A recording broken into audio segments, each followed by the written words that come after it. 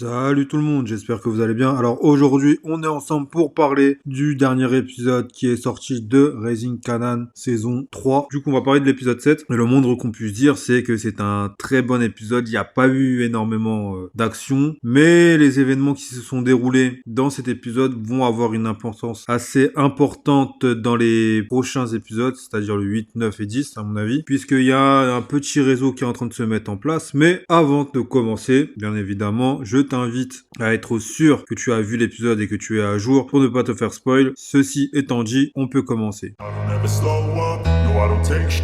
I got no love for the fakeness. If you wanna play tough and wanna hate this, I'll always show up. Alors comme je disais, on va commencer à parler de l'épisode 7. On va commencer tout de suite avec l'un des personnages qu'on a le plus vu dans l'épisode, c'est-à-dire Ronnie, qui je pense, là on peut le dire, on est quasiment sûr, sauf si la production tient vraiment à nous faire un pied de nez. Mais pour moi, je vous le dis, Ronnie, c'est Breeze. J'en suis quasiment sûr. On voit qu'il a pris Kanan sous son aile et qu'il travaille avec lui. Et dans le Power initial, on sait que Kanan travaillait avec Breeze. Donc pour moi, je suis quasiment sûr que Ronnie égale Breeze. Mais on a vu dans cet épisode une autre facette de Ronnie, puisque jusqu'à maintenant, Ronnie ne parlait pas vraiment, ne mettait pas vraiment de vraies pressions. Enfin, si, il mettait des vraies pressions, mais on le voyait pas vraiment crier, parler. Il était plutôt calme, observateur, et quand fallait passer à l'action, il passait à l'action. Là, dans cet épisode-là, on a vu Ronnie aller chez Paul pour le ramener dans la porte de Kanan et le menacer, parce que Paul avait menacé Kanan de le balancer à la police, chose qui n'a pas plu à Ronnie, et il lui a bien fait comprendre, au point où Paul s'est pissé dessus. Ouais, cette scène, elle a été quand même assez hilarante, ça m'a bien fait rire, mais c'est là qu'on voit que Ronnie est en train de monter petit à petit dans la hiérarchie et qu'on peut s'attendre à un personnage assez violent, assez tyrannique, parce qu'il ne marche que par la violence, que par les coups de pression. Autre chose, dans la même scène, on a vu Famous qui est rentré pour venir chercher ses affaires et Ronnie en a également profité pour lui mettre un coup de pression parce que Kanan a dit qu'il parlait trop et on va pas se mentir, c'est vrai, Famous c'est une personne qui parle beaucoup trop. D'ailleurs, son dernier rap, il se balance lui-même, il balance un meurtre qu'il a commis. Il l'a déjà fait dans le passé, encore une fois dans un rap où il balançait pour le meurtre de Buckton 20. Donc oui, c'est quelqu'un qui parle beaucoup, qui sait pas tenir sa langue, même si on a vu qu'en interrogatoire, il a rien balancé d'exceptionnel. Là, il a été plutôt safe, mais Ronnie a raison de s'en inquiéter, donc il lui a mis un coup de pression. Chose, je pense, qui est bien passée parce que Kanan avait pitché de son pote et a dit que si Famous parlait, bah, que c'est lui qui allait le défoncer lui-même. Donc je pense que le message est passé, il est rentré chez lui, il était un peu bouleversé, et ça peut se comprendre. Il était bouleversé dans un premier temps parce qu'il a commis un meurtre, mais il voit aussi que son ami est en train de partir en cacahuète totale et qu'il est dans une vie qui ne lui convient pas et qu'il ne voudrait pas avoir, je pense. On peut s'inquiéter pour Famous parce que je sens de plus en plus qu'il va bientôt quitter la série. Comment, je sais pas, mais ça se sent de plus en plus qu'il va soit se faire tuer, soit il va tomber. Voilà. Maintenant, on va passer aussi à l'autre menace qu'il y a eu dans l'épisode, c'est celle que Ronnie, encore lui, bah oui, parce que il a fait que ça pendant tout l'épisode, il a fait que mettre des coups de pression. C'est le coup de pression qu'il a mis à Pernessa dans un premier temps, et cette scène, elle m'a bien fait rire parce que c'est le moment où il était avec Juliana en train de se bisouter, comme on dit, en train de faire leur petit bail, et Pernessa est arrivé au même moment, donc il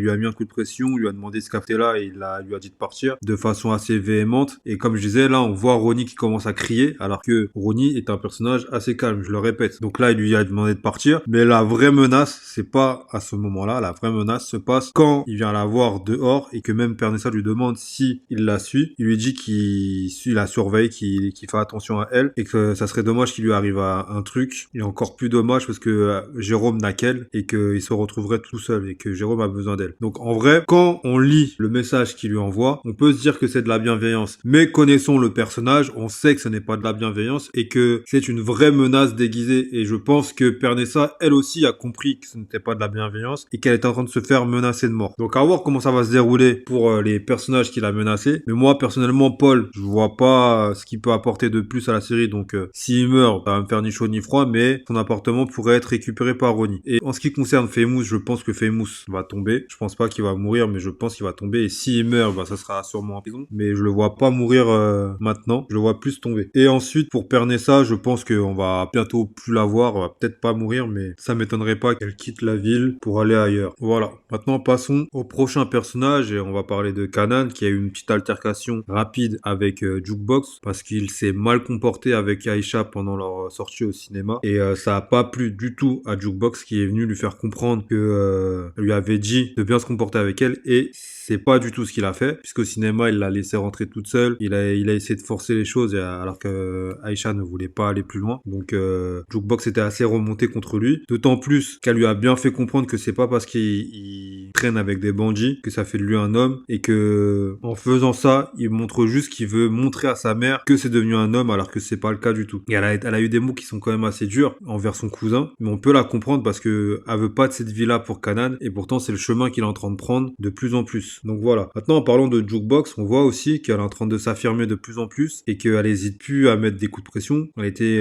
un peu redevenue cet agneau doux, on va dire, alors que là, elle est en train de redevenir une louve. Elle a mis un petit coup de pression à Crystal juste avant en lui disant de laisser son cousin tranquille parce qu'il était avec Aïcha. Bon, le coup de pression n'est pas passé apparemment puisque on a vu un peu plus tard dans l'épisode que Crystal avait appelé Kanan pour le faire venir chez lui et que Kanan avait répondu à l'appel. Donc bon, comment elle va prendre cette nouvelle, je ne sais pas, à voir, mais ça m'étonnerait pas que le groupe empathie à cause de ça. Déjà que on a pu voir qu'il y avait déjà des tensions qui étaient naissantes dans le dernier épisode et même dans cet épisode-là. Donc le groupe, moi, je lui donne pas une longue vie, hein. On va pas se mentir, c'est quasiment fini, on va dire. Ça n'a même pas débuté qu'il est déjà mort-né pour moi. Et on va voir que Jukebox va se diriger vers une vie dans l'armée, même si elle avait pas l'air convaincue par tout ce que la conseillère lui proposait. Je pense qu'elle ira quand même à l'armée, qu'elle fera ses classes et qu'elle reviendra pour rentrer dans la police ensuite. On va maintenant enchaîner avec Raquel et Marvin, puisqu'on a pu voir dans cet épisode qu'ils avaient repris du service, ou du moins qu'ils essayaient de reprendre du service, dans le resto chinois où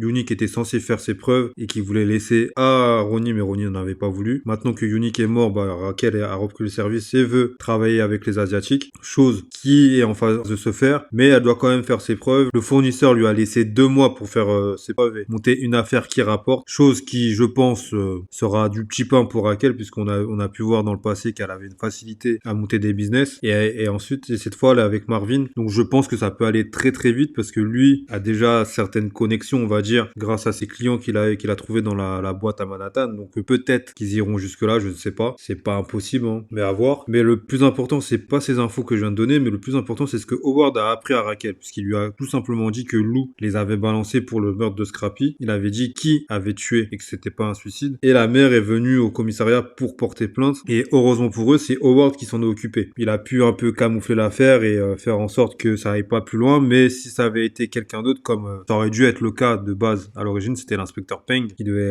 l'écouter. Cette fois, c'est Howard a été malin en la voyant, il a voulu switcher et il a bien fait. Il a un peu sauvé les fesses de Raquel, mais Raquel a malencontreusement eu des paroles qu'elle aurait pas dû dire, qu'elle aurait pas dû avoir, puisqu'elle l'a clairement menacé en lui disant que elle pouvait le faire tomber s'il voulait. Et en vrai, elle aurait pas dû le dire, parce que une chose que Howard voulait dire, c'était par rapport à Marvin. Il allait lui dire que Marvin était suspecté, et au final, il a fini par dire qu'il y avait rien, qu'ils avaient aucun suspect, rien du tout. Donc ça veut dire que il commence à un peu à lâcher Raquel, parce qu'il voit que Raquel essaye de le tenir, en fait, essaie de le tenir en laisse, et lui, il veut pas de ça. Il veut sa liberté, il veut être l'informateur, mais en même temps, laisse-moi tranquille, toi. Je fais mes affaires de mon côté, tu fais ton business de ton côté. Et la menace, elle est mal passée, même s'il l'a pas montré. Mais on a pu voir au regard que, voilà quoi, moi tu me menaces pas. Donc maintenant, la question qu'on peut se demander, c'est que pendant combien de temps encore Howard va continuer à assurer les arrières de Raquel, parce que pour l'instant, je pense qu'il le fait par rapport à Kanan, mais vu qu'il y a une réelle cassure qui est en train de se faire entre Raquel et Kanan, je pense pas que Howard va continuer à sauver les fesses de Raquel encore très longtemps. Je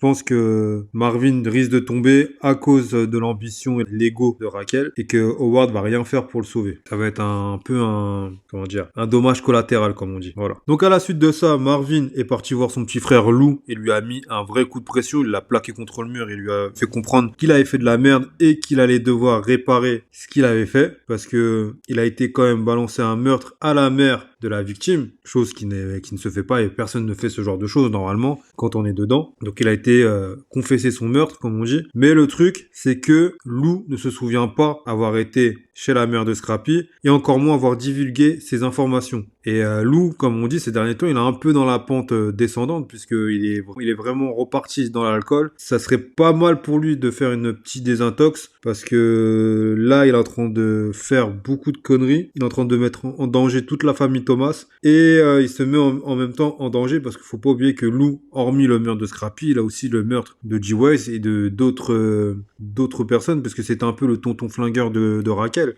Donc il est en train de se mettre dans une sauce, il en a même pas conscience. Il a aussi tué Krone, faut pas oublier, et qu'il y a une enquête qui est toujours en cours par rapport à Krone. Donc si Howard arrive à connecter tous les liens avec Hodgen, etc., je pense que Marvin et Lou peuvent être les deux qui tombent à l'épisode 10. Voilà. C'est ma théorie que je balance dans cette vidéo. Je pense que Marvin et Lou vont tomber et que Famous va également tomber, mais pas à cause de Lou. Quoi qu'en vrai, quand on y réfléchit, il peut tomber à cause de Lou parce que Lou l'a fait enregistrer un titre où il est en train de confesser un meurtre, donc si Lou le balance sur les ondes, il peut faire tomber Famous par la même occasion. Donc à voir comment ça va se dérouler, mais c'est sûr et certain qu'à la fin de la saison, il y a soit 2-3 morts, soit 2-3 personnes qui tombent en prison, et je pense que ces personnes seront Marvin, Lou et Famous. À ajouter une dernière personne à son arsenal dans son tableau de chasse, on va dire, puisqu'il a également, en fin d'épisode, dû tuer la mère de Scrappy parce que il lui avait confessé son meurtre. Marvin, sous la menace de Raquel, lui a demandé de régler cette histoire. Et comme je l'ai dit, il est parti le menacer. Donc là, Lou a dû aller voir la mère et la tuer. Et quand il l'a tué, il était encore sous alcool. Et même si on s'en rend pas compte au premier abord, il a été la tuer, il avait pas de gants. Il a touché les poignets. Et je suis pas sûr que ce soit la seule chose qu'il ait touché dans l'appartement. Donc là, je pense qu'il a mis ses empreintes partout. D'où le fait que je dis que Lou va tomber. C'est une quasi-certitude. Pour moi, en tout cas. Et avant de finir, on va parler de la relation entre Marvin et Gérald, puisqu'il a été le voir pour lui parler de Jukebox. Mais ça ne s'est pas passé comme il le voulait, puisque quand il est arrivé, il a trouvé les deux filles de Gérald dans la voiture, à l'arrière, en train d'attendre, dans le froid, on va dire, parce qu'apparemment, il a l'air de faire très froid. Et à sa grande surprise, quand il a tapé à la porte, bah, il y a Gérald qui était à l'intérieur. Il avait l'air de s'être piqué au bras, puisqu'il avait des petites traces de piqûres. Et Marvin lui a bien fait comprendre qu'il était en train de merder complètement et que c'est là il avait eu de la chance parce que c'est lui qui était arrivé, mais que si ça avait été quelqu'un d'autre, ça aurait pu se passer très très mal. Et il lui a demandé où était la mère. On a appris que la mère était également une junkie et qu'elle avait quitté parce que Gérald avait essayé de s'en sortir et que au final c'est pas ce qu'elle voulait parce qu'elle était accro et du coup elle se rendait pas compte du mal qu'elle leur faisait. On a également appris que Gérald n'a plus de famille, que tout le monde lui a tourné le dos parce que c'était un voleur. Donc il se rend compte, Marvin, à ce moment-là, que Gérald a vraiment une vie assez chaotique et qu'il est tout seul à élever ses deux filles, mais qu'il les élève d'une façon assez chaotique également, puisque il est sous l'emprise de la drogue en fait. Il est dans l'engrenage de la drogue et il est plus accro à la drogue qu'à l'amour qu'il peut porter à ses filles, puisqu'il leur dit d'aller dehors en fait. Il les protège d'une certaine façon, mais d'une autre façon, il les met en danger. Et Marvin, ça, lui a essayé de lui faire comprendre. Il lui a dit que il était là pour lui, qu'il allait l'aider à s'en sortir. Mais je pense que Gérald risque d'être un ralentissement pour Marvin, parce qu'il va plus être vraiment concentré sur l'objectif qu'il a de base avec Raquel, puisqu'il va sûrement s'inquiéter pour son ami. Et donc par moment, il va devoir se trouver à un endroit pour sauver son ami alors qu'il aurait dû être avec Raquel. Et ça peut devenir très problématique très vite. Voilà, maintenant à voir comment ça va se dérouler, comment va être l'issue de cette histoire. Mais en tout cas, je pense que Marvin peut tomber à cause de Gérald. En tout cas, voilà. C'est tout ce que j'ai à dire pour cet épisode. En tout cas, on a pu voir dans cet épisode que c'était un épisode qu'on aurait pu appeler menace ou pression. Parce qu'il y a eu quasiment que ça dedans. Que des coups de pression, que ce soit de la part de Ronnie, que ce soit de la part de Kanan, de Jukebox, ou même de Marvin, de Howard même. Howard et Raquel qui se sont un peu pressionnés, on va dire. Donc ouais, c'est un épisode qu'on aurait pu appeler coup de pression ou ton menaçant. Voilà. Donc dites-moi dans les commentaires ce que vous avez pensé de cet épisode. Dites-moi également en commentaire ce que vous avez pensé de la vidéo. Si vous avez aimé, n'hésitez pas à mettre un petit like et à partager la vidéo. La vidéo touche à sa fin, donc je vous dis à la prochaine pour une nouvelle vidéo. D'ici là, portez-vous bien, prenez soin de vos proches et de ceux que vous aimez. Je vous dis à plus et à bientôt les gars.